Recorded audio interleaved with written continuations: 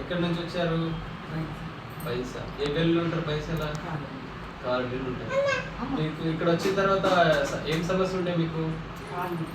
కాలు నొప్పి ఉండే, మళ్ళీ కాలు ఉబ్బసంగా ఉండే. ఒక సంవత్సరం నుంచి ఉందా? అది ఎన్ని రోజులు ఉంది? 4-5 ఏళ్ళే.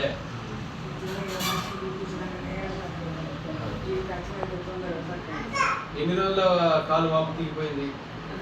3 రోజులలో 4 సంవత్సరాలు కాలు ఉబ్బసం దిగిపోయింది. నొప్పి కూడా ఉండే, తగ్గిందా? మరి ఆయుర్వేదిక్ మందుల మీద విశ్వాసం వచ్చిందా?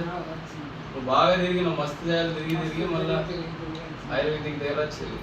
ఆయుర్వేదంలో చాలా రోజులు వాపుగా ఉన్న కాలు కూడా 3-4 రోజుల వాపు దిగిపోయింది. మరి నలుగురికి చెప్తావు ఆయుర్వేదం గురించి? నలుగురు చెప్పు. ఇలాంటి సమస్యలు